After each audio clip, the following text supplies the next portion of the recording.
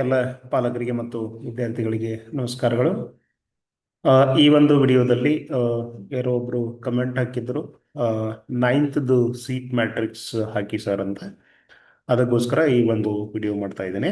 ಇದು ಆ, 8ನೆಯ ತರಗತಿಯಲ್ಲಿರುವಂಥ ಮಕ್ಕಳು ಯಾರೆಲ್ಲ ಸೈನಿಕ ಪರೀಕ್ಷೆ ಬರೆದಿದ್ರಿ ಅವರ ಒಂದು ಸೀಟ್ ಮ್ಯಾಟ್ರಿಕ್ಸು ಬಿಜಾಪುರ ಮತ್ತು ಕೊಡಗುದಲ್ಲಿ ಆ, ಬೇರೆ ಬೇರೆ ಒಂದು ಕ್ಯಾಟಗರಿಯಲ್ಲಿ ಎಷ್ಟು ಸೀಟ್ಗಳು ಲಭ್ಯ ಇವೆ ಆ, ತಗೊಳ್ಳಿಕ್ಕೆ, ಅದರ ಒಂದು ಮಾಹಿತಿಯನ್ನು ನಾನು ಈ ಒಂದು ವಿಡಿಯೋದಲ್ಲಿ ನಿಮಗೆ ಕೊಡ್ತಾ ಇದ್ದೇನೆ.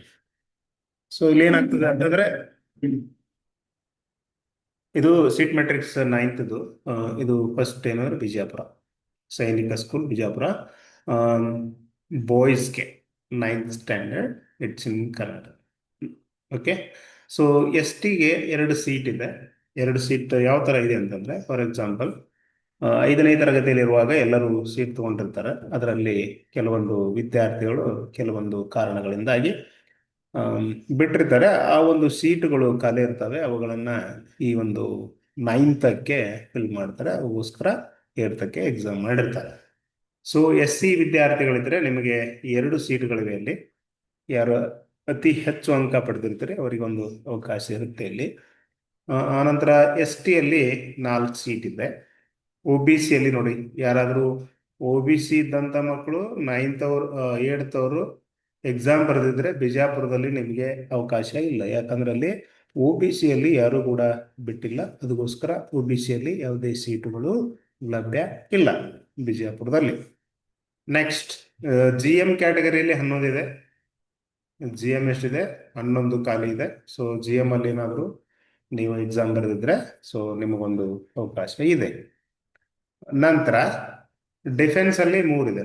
ಕರ್ನಾಟಕದಲ್ಲಿರುವಂಥ ವಿದ್ಯಾರ್ಥಿಗಳು ಯಾರಾದರೂ ಡಿಫೆನ್ಸ್ ಕೋಟಾದಲ್ಲಿ ನೀವೇನಾದರೂ ಹಾಕಿದ್ರೆ ನಿಮಗೆ 3 ಪ್ಲೇಸಸ್ ಖಾಲಿ ಇದೆ, ತೆಗೆದುಕೊಳ್ಬಹುದು.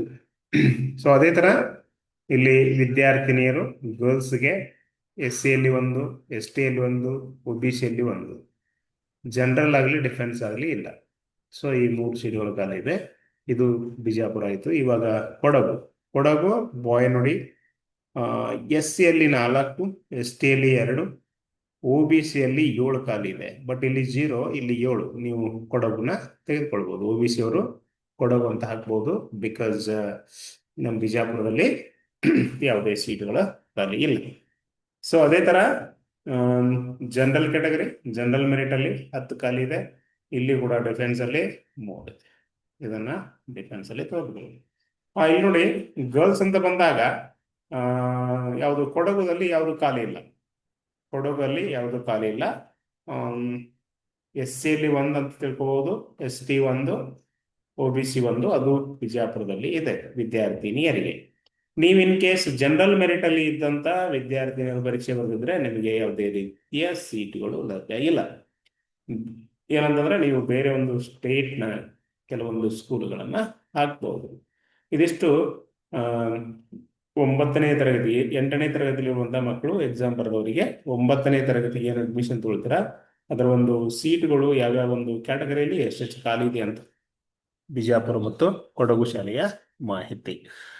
ಇನ್ನೊಬ್ಬರು ಏನೋ ಒಂದು ಕ್ವಶನ್ ಕೇಳ್ತಾ ಇದ್ರು, ಲೈಕ್ ನಾವು ಇಲ್ಲಿ ಜನರಲ್ ಮೆರಿಟ್ ಇದ್ರೆ ಬೇರೆ ಸ್ಟೇಟಲ್ಲಿ ಜನರಲ್ ಮೆರಿಟ್ ಸೀಟನ್ನು ತೆಗೆದುಕೊಳ್ಬಹುದಾ ಮತ್ತು ಅದಕ್ಕೇನು ಮಾಡಬೇಕು ಅಂತ ಕೇಳ್ತಾ ಇದ್ರು. ನೀವೇನು ಮಾಡೋದಿಲ್ಲ, ಏನು ಮಾಡೋಗಿಲ್ಲ. ನೀವು ಜನರಲ್ ಮೆರಿಟ್ ಅಂದರೆ ಏನದು all over India general merit ಅಂತಲೇ ಕನ್ಸಿಡರ್ ಆಗುತ್ತೆ. ನೀವು ಅದಕ್ಕೆ ಎಕ್ಸ್ಟ್ರಾ ಸ್ಟೆಪ್ಸ್ ಅಂತ ಏನು ಮಾಡುವಂತಿಲ್ಲ. ಈಗ ನೆಕ್ಸ್ಟ್ ಅಲ್ಲಿ ಆಪ್ಷನ್ ಎಂಟ್ರಿ ಬರುತ್ತೆ, ಚಾಯ್ಸ್ ಫಿಲ್ಲಿಂಗ್.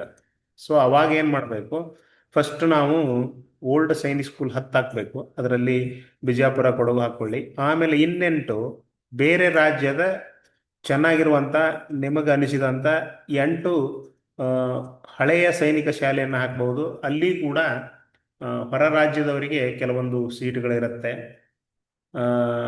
ಜನರಲ್ ಮೆರಿಟ್ ಆಗಿರ್ಬೋದು, ಬೇರೆ ಕ್ಯಾಟಗರಿ ಆಗಿರ್ಬೋದು. ಸೊ ಅವು ಸೀಟುಗಳು ನಿಮಗೆ ಲಭ್ಯ ಇರ್ತವೆ. ನೀವು ಅದಕ್ಕಂತ ಯಾವುದೇ ಎಕ್ಸ್ಟ್ರಾ ಸ್ಟೆಪ್ಸನ್ನು ಮಾಡುವ ಅವಶ್ಯಕತೆ ಇಲ್ಲ. ಇದಿಷ್ಟು 9ನೇ ತರಗತಿಯ ಮಾಹಿತಿ. ಇದು ಇನ್ನೇನಾದರೂ ನಿಮಗೆ ಡೌಟ್ಸ್ ಇದ್ದರೆ, ಕ್ವಶನ್ಸ್ ಇದ್ದರೆ ಖಂಡಿತವಾಗಿ ಕಮೆಂಟ್ ಮಾಡಿ. ನಾನು ನೆಕ್ಸ್ಟ್ ವಿಡಿಯೋದಲ್ಲಿ ಅದನ್ನು ಆನ್ಸರ್ ಮಾಡಲಿಕ್ಕೆ ಟ್ರೈ ಮಾಡ್ತೇನೆ. ಮತ್ತು ಇನ್ನೊಂದು ಏನಪ್ಪ ಅಂತಂದರೆ, ನೀವು ಯಾರು ಸಬ್ಸ್ಕ್ರೈಬ್ ಆಗಿಲ್ಲ ನನ್ನ ಯೂಟ್ಯೂಬ್ ಚಾನಲ್ಗೆ ಅಂದರೆ ಖಂಡಿತವಾಗಿ ಸಬ್ಸ್ಕ್ರೈಬ್ ಮಾಡಿಕೊಳ್ಳಿ. ಇದೇ ಥರ ಇಂಪಾರ್ಟೆಂಟ್ ಮಾಹಿತಿಯನ್ನು ನಾನು ನಿಮಗೆ ಕೊಡ್ತಾ ಹೋಗ್ತೀನಿ. ನಿಮಗೇನಾದರೂ ಕ್ವಶನ್ಸ್ ಡೌಟ್ ಇದ್ದರೆ ಖಂಡಿತವಾಗಿಯೂ ಮೆಸೇಜ್ ಮಾಡಿ, ಖಂಡಿತವಾಗಿಯೂ ನಾನು ರಿಪ್ಲೈ ಮಾಡ್ತೇನೆ. Thank you.